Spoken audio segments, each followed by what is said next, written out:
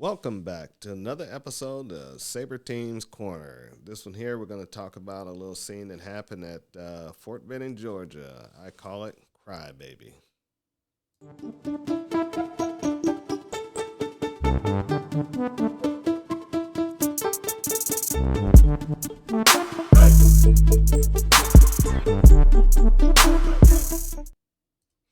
This one here happened 94, 95. I can't remember actually when, but I was in a line company.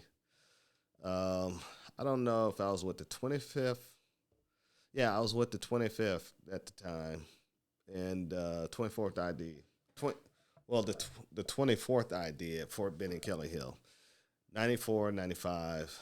Um, we're a Humvees unit at the time. It was a mechanized infantry battalion.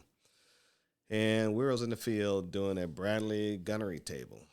This time I wasn't signed to any gun crew, um, but I was acting as platoon sergeant, running back and forth, getting hot chow, and so I was doing the log pack runs. So I had ran log pack all day, all week.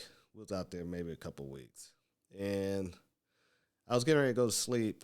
It was like I think it was like 8 or 9 o'clock. I was getting ready to go to sleep, and because I had to get up at 3 o'clock in the morning to go back to main post to go get the log pack for the morning's chow. And log pack is nothing more than the essentials, mermite cans. You're getting chow, MREs, and fruit, everything, any mail, medical supplies that you got to pick up and bring out, any maintenance equipment you're going to bring out, and all that's brought out to the platoon so they can have it for the day. And so that run is made every morning at 3 o'clock in the morning and every evening at 1500 because you got to do the dinner, you got to do the breakfast, you eat MREs for lunch. And so as I'm going to sleep, I didn't take my boots off. I done got my sleep bag. I'm laying down on the ground, getting ready to crash out. Dad got through firing the table. And next thing I hear is Sergeant Cornelius. Where's Sergeant Cornelius? Sergeant Cornelius. Sergeant Cornelius. And I'm listening and I'm like, should I play sleep? I was thinking to myself, maybe I should play sleep, you know? And they just kept calling my name. So I figured, I was like, man, what? So I got up out of the thing, put my shoes on, didn't even lace them up. Just walked over there, my blouse all half open. I'm looking rough. And it was like this driver of this vehicle got his hand stuck in the Bradley's hatch. I'm gonna show you guys some images. You guys are gonna be like, wow, you know. And let's see if they come up here. Yep, that's a Bradley. That's an M2 Bradley, and that is the driver's hatch seat. That's what he sees. But this guy got his hand. See, that's the driver's hatch. Now I'm gonna show you an arrow where he had his hand lodged up in where to see that gap right there. His hand was in that gap, and that is a hinge, and it's a steel hinge. And so I don't know how he got his hand in there. When I got over there and looked at it, his hand was wedged in between the hatch and the hinge, and it was in there pretty good. The only way I knew to get it out was to close the hatch. And I knew if I closed the hatch because the angle he was at and the way his hand was in there, it was going to crush it when it came down. But it was going to release it at the same time. You had a fine window where it come down and release. Then if you continue to leave his hand in there, it'll continue to crush it. And so I got with a friend of mine that I can trust. And I talked to him. I took him. We got outside the Bradley, and I said, "There's only one thing I can do. I got to close the hatch. I'm not cutting the hatch. We're gonna close it. This is $1 million vehicle." And so I told my friend. I said, "When I count, we're gonna count on three. Well, I'm actually going to do it on two. We're going to tell him it's going to be on three. And when I get to two, you pull his hand down. I'm going to close his hatch, and you pull his hand out with everything, every fiber you got in your body to get his hand out of there as quickly as you can. Okay? And he looked at me and nodded. He said, okay. So I got up on top, and I told him, I said, we're going to close this hatch. It's going to hurt, but we're going to close this hatch. And we're going to do it on three. I said, all right. I said, take a deep breath. I said, I unlatched the hatch and got the lock off of it. I said, one, two, boom, close the hatch. And I heard my buddy yank him out, and the only thing I heard was him scream, ah. And I was like, oh, Lord. So I knew the damage we'd done.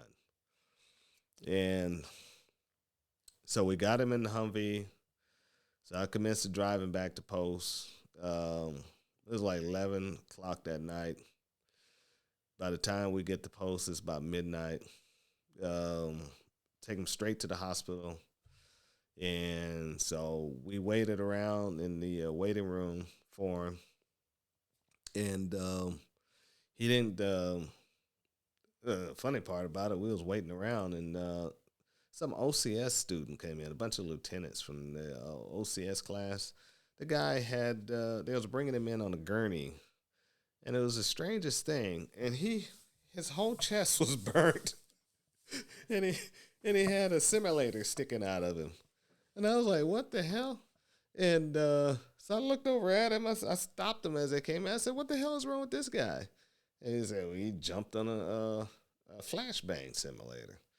I said, I looked at him. I'm like, what is wrong with you? You know, trying to be a hero, you know, like it's a hand grenade, and you jump on a hand grenade and you save everybody. But the damn thing blew up and embedded into his chest, you know? So he was messed up. And so we sat back down, and I got a little sleep. And he came out, and his hand was broke. We broke it in two places in his hand. So he had a gigantic half cast on his hand wrapped up. He's bandaged up. And I said, we're not going back out to the field. We're going to go back to Kelly Hill, our post, our mess hall, and we're going to sit and wait on the log pack because it's almost 3 o'clock. So we might as well just go over there and crash out until time to pick it up. So we waited, time to pick it up. Now, I skipped the part, the name of the story called Crybaby. Now, as we was driving back to main post, you can hear him in the back crying like a little, I mean, he wasn't crying, he was sniveling. He was like, so I was like, I looked at my driver, and I said, you know what? I said, I know your hand hurts. I said, you go ahead and let it out. You go ahead and cry if you need to cry. And I looked at my driver. I said, we won't tell a soul. We'll keep this to ourselves. We'll die with this until now. And, man, that kid cried all the way back to the hospital. He cried like a little baby. And once we got to the hospital, he cleared his eyes out, and he was ready to go in there to get work done. And I didn't tell anybody at Platoon. I told my driver, don't tell anybody either. And we didn't tell anybody about it until now. I'm talking about it. But I won't mention their names or anything. But we went back, got the log pack, and yeah, he thought he was going to stay in the barracks, and was like, nope, you coming right back out to the field, my man. Just put him in the Humvee, and let's go. So we picked up the log pack and right back out to the field, and that was the end of that story. And like I said, I never told a soul. I maybe told a couple of the NCOs what happened. I swore them to keep quiet, don't tell anybody about it, because the other soldiers would have tore him up and made fun of him. So that was an interesting point, interesting incident that that I had to be a part of, that I didn't want to be a part of. But welcome to Saber Team's Corner, me getting stuff off my chest as I remember it.